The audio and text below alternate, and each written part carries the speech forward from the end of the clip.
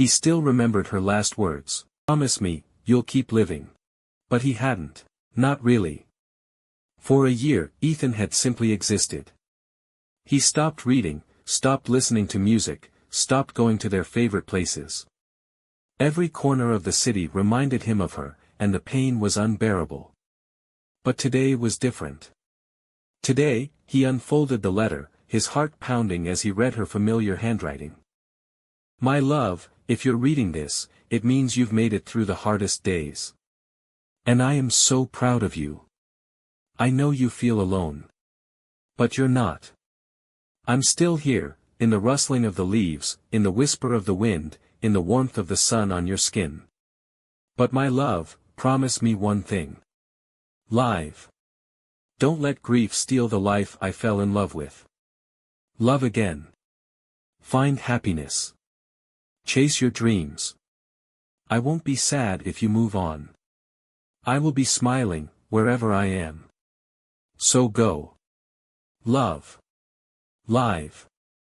Be happy. Always yours, Sophie." Ethan's hands shook as he clutched the letter to his chest. Tears streamed down his face, but for the first time in a long time, they weren't just from pain. Sophie didn't want him to hold on to the past. She wanted him to embrace life again. For the first time in a year, he looked up at the sky, really looked at it. The sunset was breathtaking, warm golds and deep purples, Sophie's favorite colors.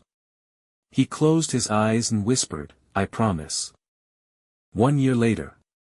The bookstore smelled the same, old paper, fresh ink, and a hint of coffee from the cafe inside. Ethan ran his fingers along the spines of books, stopping at the section where he had first met Sophie. For the first time in years, he reached for a novel. As he did, another hand brushed against his. "Sorry," a soft voice said. He turned to see a woman smiling at him. Her eyes were kind, and there was something familiar in the way she tilted her head, curiosity, warmth, something that reminded him of the way Sophie used to look at the world. "You first," she said, just like Sophie had all those years ago. Ethan hesitated, then smiled. "Let's pick together." And just like that, the world didn't feel so empty anymore. As he walked out of the bookstore, a cool breeze rustled the autumn leaves. He could almost hear Sophie's laughter in the wind. Maybe love never truly left. Maybe it just waited for the right moment to return. And this time, Ethan was ready. Ethan sat beneath the towering oak tree, where golden autumn leaves rustled in the wind. It was their tree, his and Sophie's. The place where they had spent countless afternoons reading, talking, and dreaming about the future. Now, it was just him. And the silence was unbearable.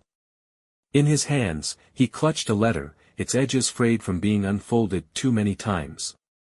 It was the last letter Sophie had written before she passed. He had been afraid to read it before, afraid that once he did, it would be like losing her all over again. It had been a year since she left. A year of waking up to an empty bed, of reaching for a hand that was no longer there, of hearing echoes of her laughter in the quiet of his lonely apartment. They had met in the simplest way, inside a small bookstore on a rainy afternoon. He had reached for a novel just as she had, and their fingers brushed. She had smiled, and that was all it took. Sophie was full of life, always carrying a notebook to jot down poems and thoughts. She loved sunsets, jazz music, and the way autumn leaves danced in the wind. She had a way of making everything feel magical, even the ordinary. But life, cruel as it was, took her too soon. Her illness had come out of nowhere. First, it was just exhaustion, then dizziness, then pain that wouldn't go away. The doctors tried, but nothing worked. And as Sophie grew weaker, Ethan stayed by her side, helplessly watching the love of his life slip away.